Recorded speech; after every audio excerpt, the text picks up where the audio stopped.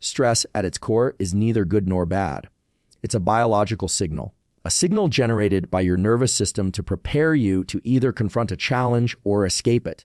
And while it might feel overwhelming or debilitating at times, stress is, in fact, an evolutionary adaptation designed to keep us alive. The problem is not stress itself. The problem is the chronic activation of the stress system without effective tools to regulate and redirect it.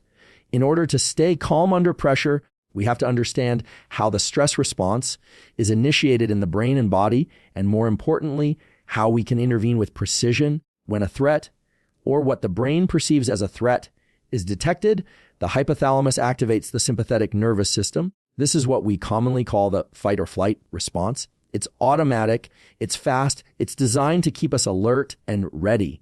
In parallel, the hypothalamic pituitary adrenal axis, or HPA axis, starts releasing a cascade of hormones, the most prominent being cortisol. Cortisol is not inherently harmful. It mobilizes energy, increases alertness, and enhances certain types of memory. But when cortisol is secreted continuously, it begins to impair cognition, suppress immunity, and dysregulate mood. The brain region most associated with perceiving and initiating the stress response is the amygdala. It acts as a sort of threat detection center.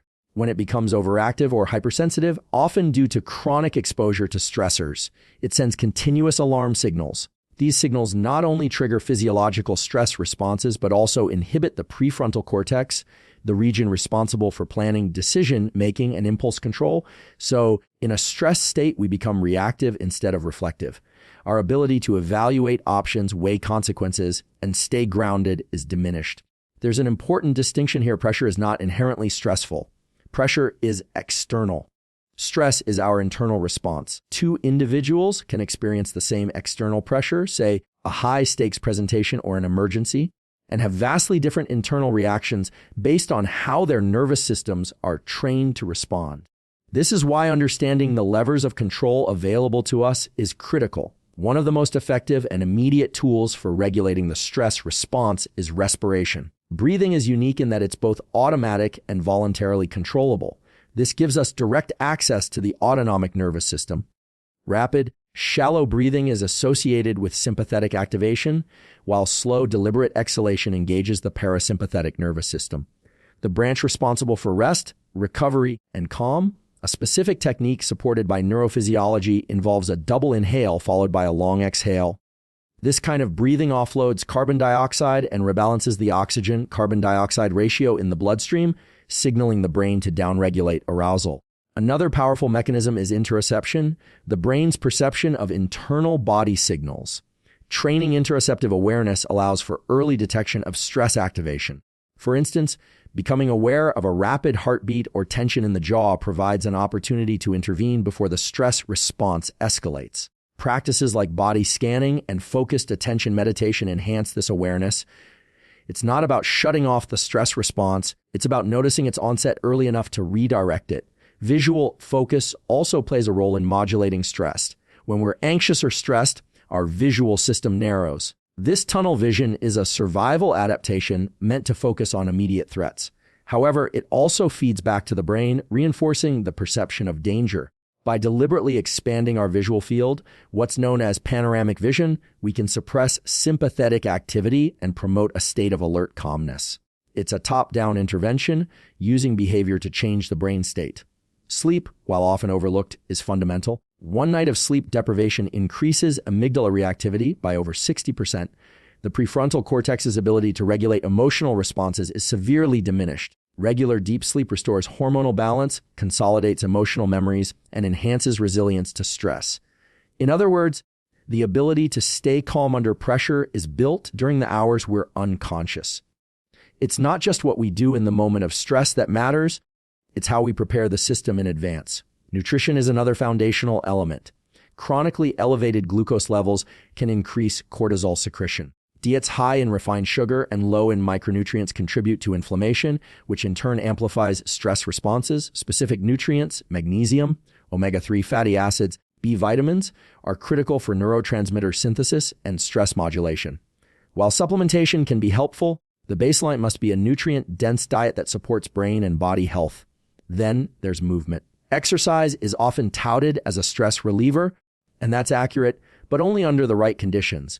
Moderate intensity aerobic activity increases endorphin levels and enhances neuroplasticity. Resistance training can reduce baseline cortisol and increase testosterone, which buffers the effects of stress.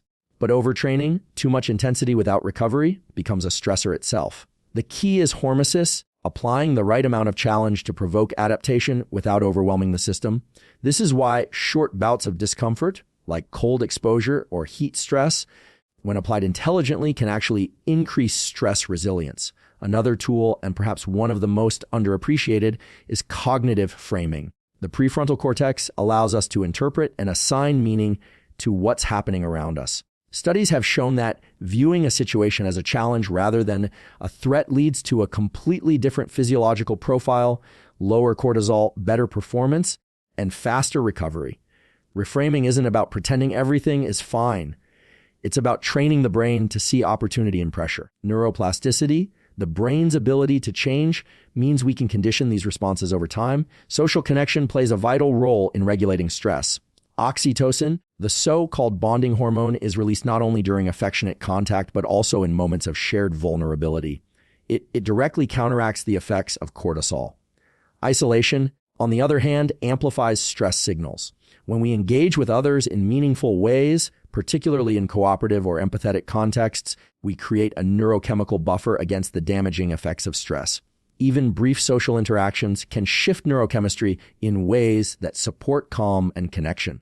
There's also a temporal component to stress. The brain uses past experiences to predict future outcomes. If a person has consistently failed under pressure, their brain will anticipate failure, triggering the stress response earlier and more intensely.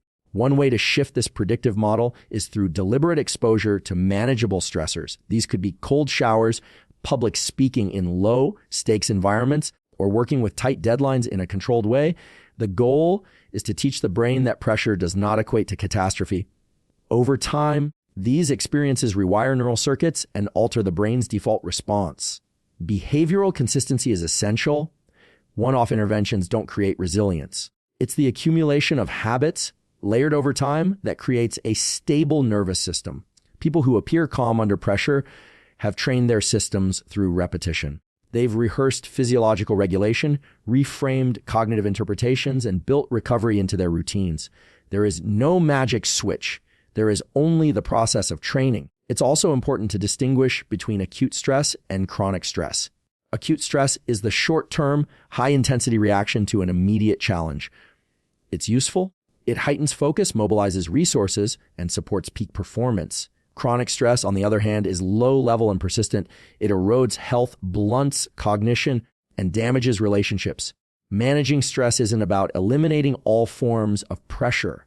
It's about learning how to ride the acute waves and interrupt the chronic undercurrent. Stress is a state, but it's also a signal. It tells us something needs attention. Whether that's a boundary being violated, a goal unmet, or a system out of balance. Instead of reacting impulsively, we can learn to listen. The signal is not the enemy. Misinterpretation of the signal is. Training the nervous system is like tuning an instrument. You don't do it once and expect perfect harmony forever. You check in regularly, you adjust based on conditions, and you play the long game. When pressure rises, the people who remain calm aren't superhuman. They're simply prepared. They've rehearsed the moment before it arrived. They've built systems, physiological, psychological, and social, that catch them when the environment tries to knock them off balance. At a neurochemical level, calm is not the absence of activation, it's the presence of regulation. Dopamine, serotonin, oxytocin, and endorphins, all these chemicals interact in a dynamic balance with cortisol and adrenaline. When we engage in goal-directed behavior, when we connect meaningfully with others, when we recover properly, and when we train our physiology, we create a brain state that's not just less reactive, but more capable, more adaptive, and more intentional. There is no single tool that works for everyone, but the underlying mechanisms of stress are consistent across individuals. Once we understand those mechanisms, we can begin to develop a personal toolkit, not based on guesswork or trends, but on the science of how the brain and body respond to challenge. And when those tools are applied consistently, pressure no longer becomes something to fear. It becomes something to harness, something to meet, something to grow through. Much of what defines our ability to remain calm under pressure is rooted in the predictability of our internal state. The human nervous system is designed to detect uncertainty and instability as potential threats. When the environment is unpredictable, whether that's an emotional confrontation, a financial risk, or an impending deadline, the brain shifts into a heightened state of alert. What follows is a cascade of neurochemical events aimed at narrowing our attention and preparing us for quick action. But the issue here isn't the presence of alertness. It's the lack of recovery. One of the most overlooked contributors to chronic stress is the failure to downshift. Many people live in a near constant state of low-level arousal, where the stress response is never fully turned off. This results in elevated heart rate, poor digestion, disrupted sleep, and a brain that struggles to switch from problem-solving to presence. A key skill in developing stress resilience is learning how to intentionally toggle between sympathetic and parasympathetic states. You have to know how to step on the gas, but you also have to know how to take your foot off the pedal. What often surprises people is that the nervous system has built-in switches for these state changes. One of the most powerful is the vagus nerve. It connects the brain to the body and helps regulate parasympathetic activity. Practices like deep diaphragmatic breathing, humming, singing, or even immersing the face in cold water can stimulate the vagus nerve and shift the body into a calm state. These are not just wellness trends. They are rooted in the biology of autonomic control. And with repetition, they can become conditioned responses to stress, giving you faster access to calm even in chaotic moments. Temperature plays a role too. Thermal regulation is deeply tied to the brain's perception of safety or danger. Controlled cold exposure, such as cold showers or ice baths, trains the body to remain calm while under discomfort. This isn't just about physical toughness. It's about teaching the brain that discomfort isn't always a threat. When practiced regularly, cold exposure reduces baseline inflammation, improves mood via increased norepinephrine and dopamine, and enhances the body's capacity to maintain homeostasis under stress. Eye movement is another surprising entry point into the nervous system. A practice known as bilateral stimulation, where the eyes move from left to right in a rhythmic pattern, has been shown to reduce amygdala activation and increase connectivity between brain hemispheres. This isn't abstract, it's measurable. Tools like EMDR's eye movement desensitization and reprocessing use this very principle to help people reprocess traumatic experiences and reduce stress responses. When we understand that even our eye movements can change our emotional state, we begin to appreciate how dynamic and accessible the stress regulation system really is. Attention is a limited resource, and where we place it determines our experience of stress. Focusing narrowly on the source of pressure without balancing that with broader awareness can lead to cognitive rigidity. It's why rumination, thinking about the same issue over and over, feels so exhausting. It traps the brain in a feedback loop where the stress signal gets amplified. The solution isn't to suppress these thoughts, but to redirect attention with intent. Mindfulness training teaches the brain to notice a thought without becoming consumed by it. This metacognitive shift, observing the process rather than reacting to the content, fundamentally changes the brain's relationship to stress. With enough practice, it builds cognitive flexibility, the ability to shift perspectives, reframe challenges, and maintain balance under pressure. Another domain worth exploring is neuroplasticity, the brain's capacity to change in response to experience. When we face a stressor and respond with tools that restore calm, we reinforce circuits of resilience. When we react with panic, avoidance, or overanalysis, we reinforce circuits of fragility. The nervous system learns by repetition and reinforcement. Every moment of stress is therefore an opportunity, not just for survival, but for neural sculpting. This is why consistency is more important than intensity. Daily practices, even if brief, change the architecture of the brain over time. They're cumulative, and the changes they create, improved emotional regulation, better sleep, more adaptive responses, are measurable both subjectively and objectively. Hormonal rhythms also influence stress resilience. Cortisol follows a circadian pattern, typically peaking in the early morning and tapering off through the day. Aligning your lifestyle with this natural rhythm enhances resilience. For instance, getting sunlight exposure within the first 30 to 60 minutes of waking helps synchronize the circadian clock, regulate cortisol secretion, and improve alertness. Late night screen use, erratic sleep schedules, or frequent caffeine intake in the evening all disrupt this rhythm, leading to what's known as circadian misalignment.